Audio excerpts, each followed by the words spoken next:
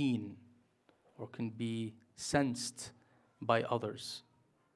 When you look at a person or you encounter a person who, God forbid, is inflicted with a moral disease, you may not see that on their appearance.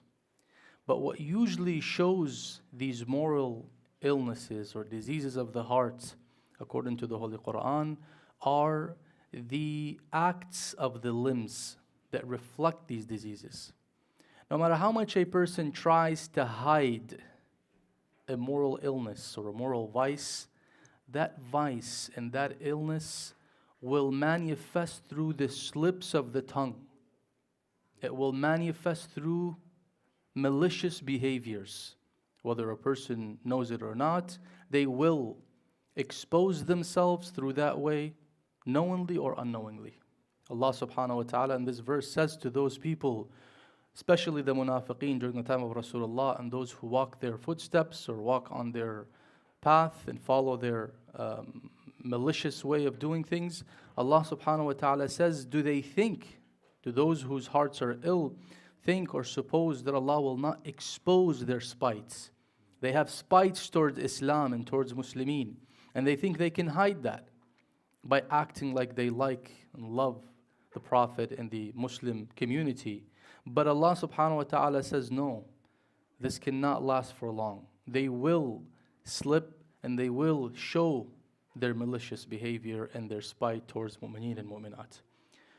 What we want to get out of this is something that pertains to us as mu'mineen, as mu'minat. We have to bear in mind that this doesn't just apply to the munafiqeen. Illnesses of the heart are, everyone or every human being is prone to these illnesses. Just like how we are all prone to physical illnesses, we are also prone to these spiritual and moral illnesses. And it is important to know and to detect them before it is too late, because a moral illness that is detected too late may be very hard to remedy. And here I want us to highlight one of the, not moral illnesses, but some of the symptoms or some of the behaviors that denote or signal that there is a serious illness in the heart. One of these behaviors and wrong practices that is alarming and should be alarming and should caution us against a serious inner illness or deficiency within the soul, within the heart, is that of seeking to find flaws in others. This is a practice that some people are inflicted with. They are always in search for finding flaws in others, whether they are near, whether they are far. This, when it becomes a habit, it denotes that there is a serious underlying condition in the heart that needs to be remedied and resolved. It doesn't just happen out of nowhere where someone wants to find flaws in others. Let's look at some of the words of wisdom attributed to the Ahl-Bayt alayhim salam that explain this to us in a better way. The commander of the faithful, Ali ibn Abi Talib alayhi salam,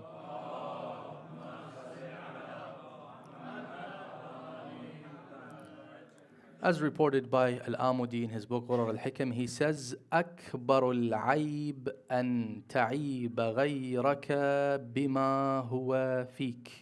The greatest flaw is that you find faults in others which you yourself are inflicted with.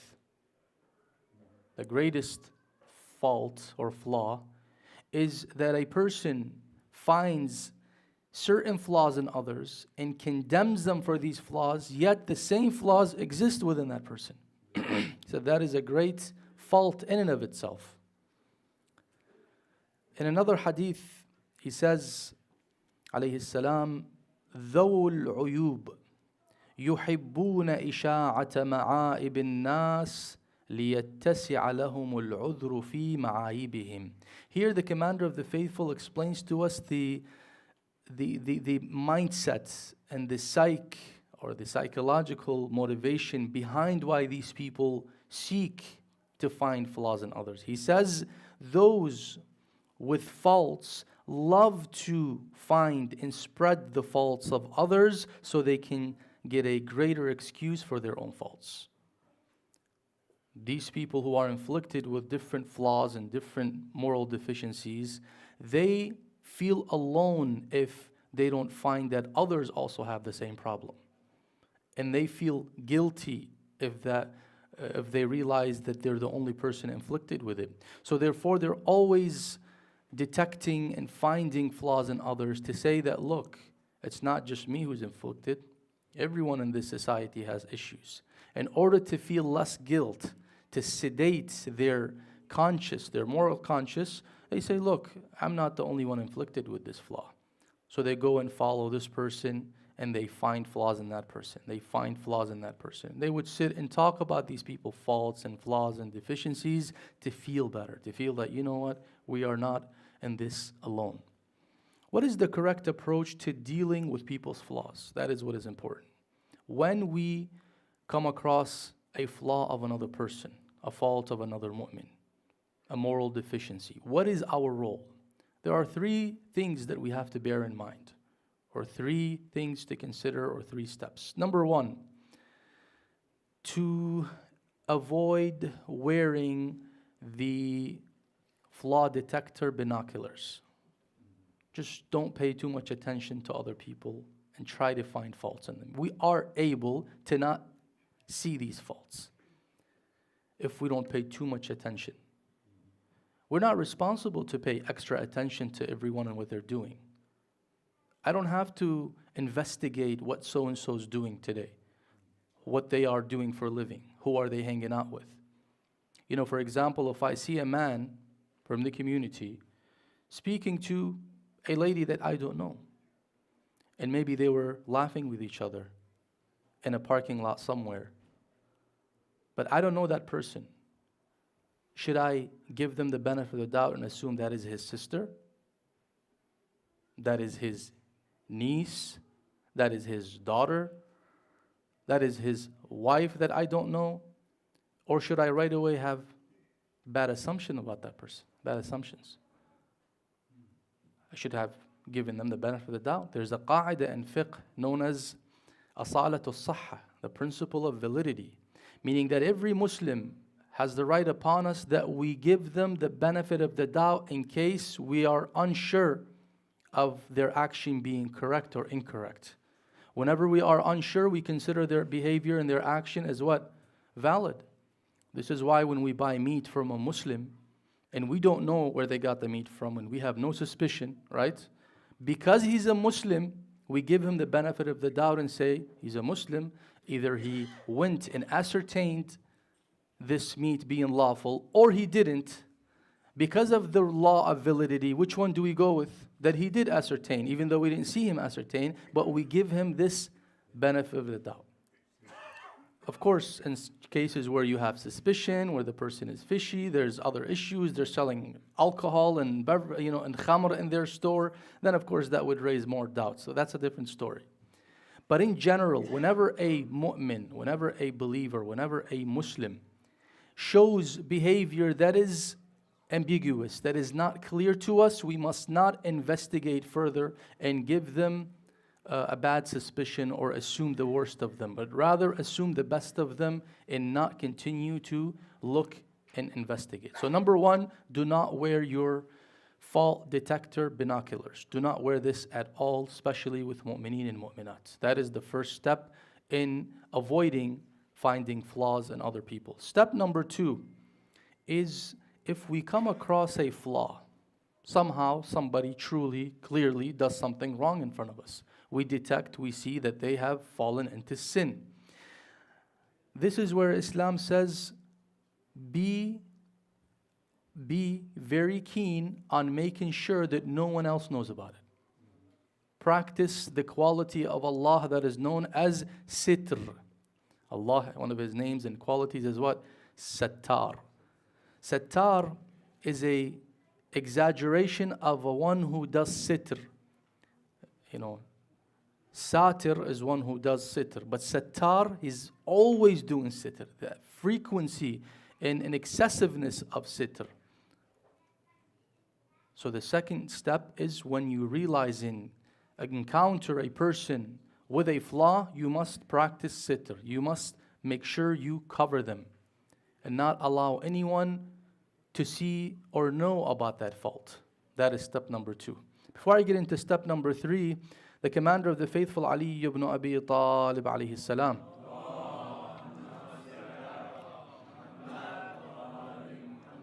as reported in Ghurar al-Hikam, he says, "Inna linnasi uyuban." Verily, people have faults. If you're not a ma'soom, you have flaws, you have faults. All of us have flaws.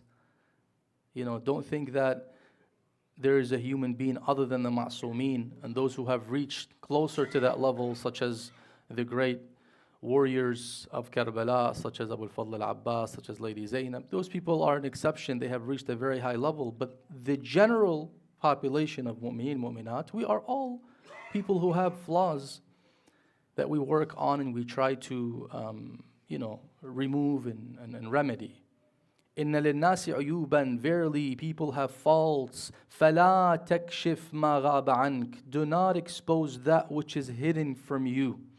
Something you don't know of, don't try to find it. Ignore it. فَإِنَّ اللَّهَ سُبْحَانَهُ يَحْلُمُ عَلَيْهَا, for verily Allah subhanahu wa ta'ala has hidden them out of His clemency. Allah did not hide them for no reason. Because Allah is clement, halim, because Allah is forbearing and forgiving, He decides to put that garment over this person and not reveal their faults. And then He says, وَاسْتُرِ الْعَوْرَةَ مَا اسْتَطَعْتَ يَسْتُرِ اللَّهُ سُبْحَانَهُ مَا تُحِبُّ سَتْرَهُ. As much as you can hide the faults of others, for Allah in return will hide that which you like to remain hidden. It's an equation. The more you cover other people's faults, the more Allah subhanahu wa ta'ala in return will cover your faults. And vice versa.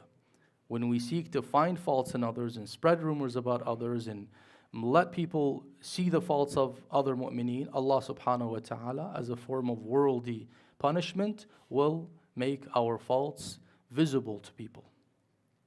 So what is the third step in this process of dealing with people's faults? Number 1, do not wear the flaw detector binoculars. Number 2, when you find it, hide it.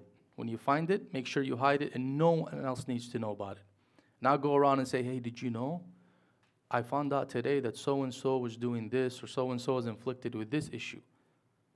But please don't tell anybody. I promised Allah that we keep this between us. Well, now you've told a third person, so it's no longer between you and Allah subhanahu wa ta'ala and that person. And that person says, yeah, inshallah, definitely, for sure. But then they go to another person and say, but I'm going to give you a secret, and please make sure this is just between us. And as you know how this would work, and it'll let you know, before you know it, in the next 2-3 hours, the entire community knows about it. The third step is to observe the obligation and duty of nahi anil munkar. That is your duty as a Muslim, as a mu'min. But how do you do it? We assume that an-nahi anil munkar is to hold a stick and run after people and say, you're wrong for this, you're going to go to hell for this. That is not an effective way of doing nahi anil munkar. There's something called positive feedback. Find the best way to take them in private and mention it to them, either directly or indirectly. People have different ways of receiving critique and receiving feedback. Some people are extra sensitive. You have to be careful and you have to walk on eggshells. As soon as you mention something to them, their reaction might be worse than the flaw that they were inflicted with. And now we have 2 issues to deal with. So we have to find the best way to make them change or to remedy their flaw.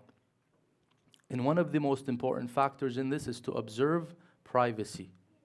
The Imam Al-Hasan Al-Askari alayhi salam,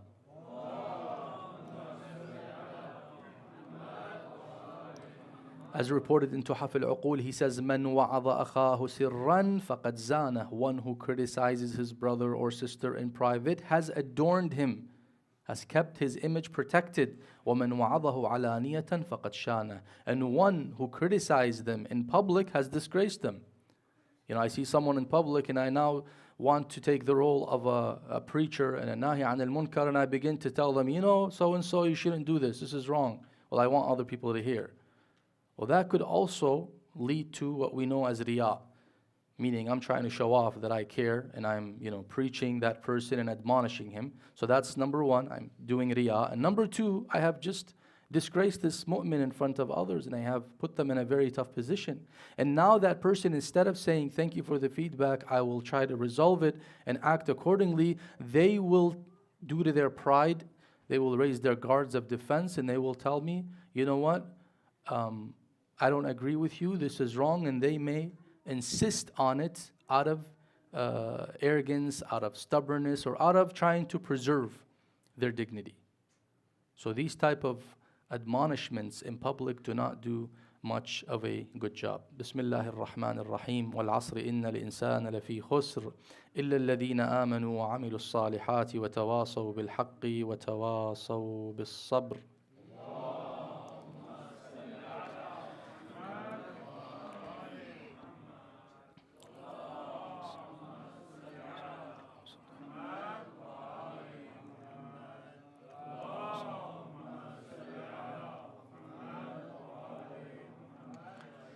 أعوذ بالله من الشيطان الرجيم بسم الله الرحمن الرحيم اللهم صل على محمد وآل محمد اللهم صل على محمد المصطفى وعلى أخيه علي المرتضى وعلى بضعته الصديقة الطاهرة فاطمة الزهراء وعلى سبطي الرحمة وإمامي الهدى الحسن والحسين وعلى المعصومين من ذرية الحسين علي السجاد ومحمد الباقر وجعفر الصادق وموسى الكاظم وعلي الرضا ومحمد الجواد وعلي الهادي والحسن العسكري والحجة الخلف القائم المهدي صلاة كثيرة دائمة.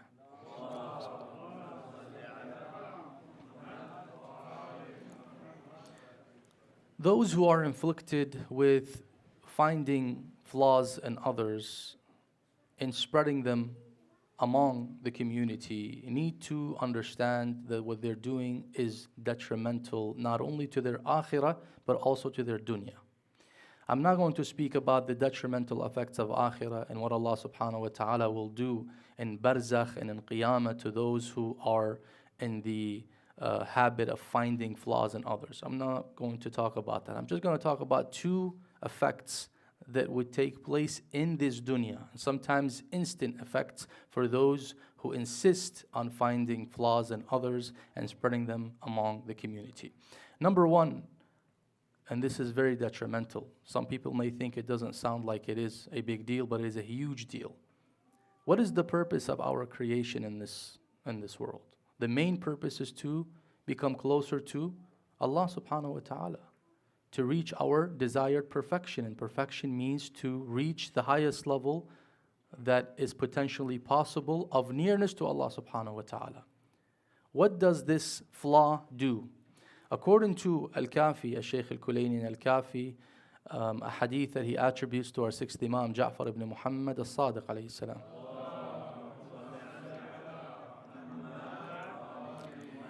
He says, أَبْعَدُ مَا يَكُونُ الْعَبْدُ مِنَ اللَّهِ. The furthest a servant can be from Allah.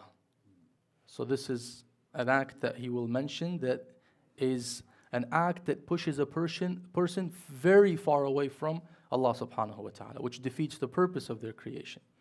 أبعد ما يكون العبد من الله أن يكون الرجل يؤاخي الرجل وهو يحفظ عليه زلاته ليعيره بها يوما ما. The furthest a servant can be from Allah is when he befriends another person while he keeps record of his flaws to use them against him one day in the future.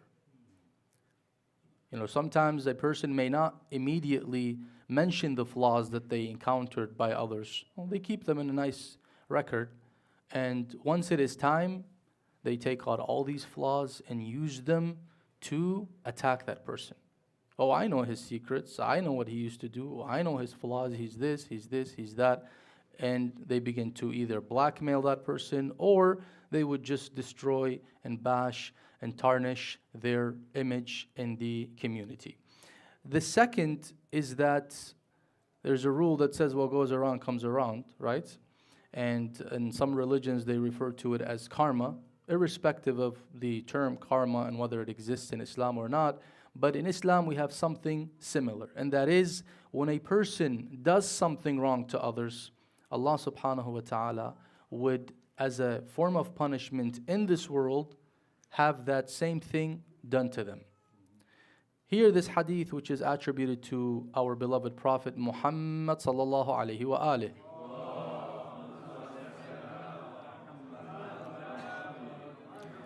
This is in Thawab al-A'mal by Shaykh al-Saduq. He says, لا تتبعوا عورات المؤمنين. Do not pursue the faults of mu'mineen.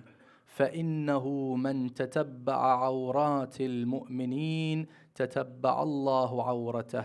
For he who pursues the faults of believers, Allah subhanahu wa ta'ala will pursue his faults. وَمَنْ تَتَبَّعَ اللَّهُ عَوْرَتَهُ فَضَحَهُ وَلَوْ فِي جَوْفِي بَيْتِهِ. And whoever Allah pursues his faults, He will disgrace him even if he were inside his own home. Someone who might say, you know what, I will not let anybody see me.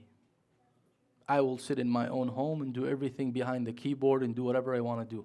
So even though you hid yourself and you thought that you're immune, Allah will find a way to disgrace you and expose you to others along with the faults that people don't know about. So it's very important for us, my dears, to keep this in mind.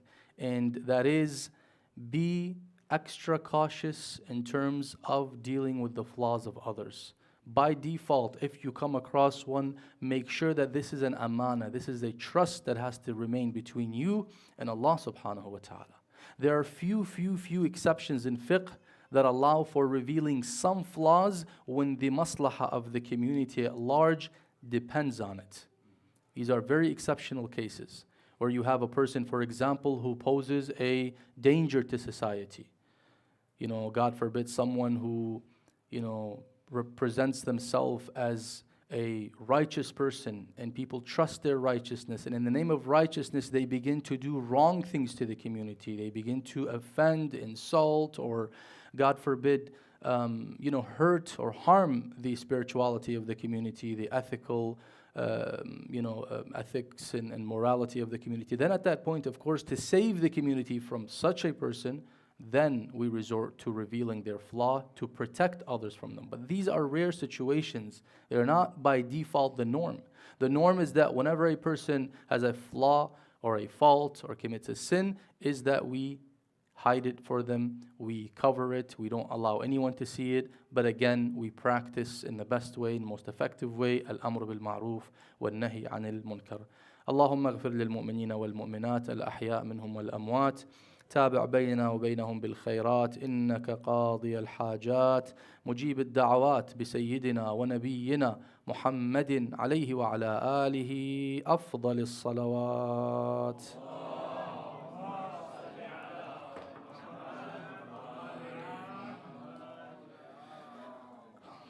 أحسن الله عليكم.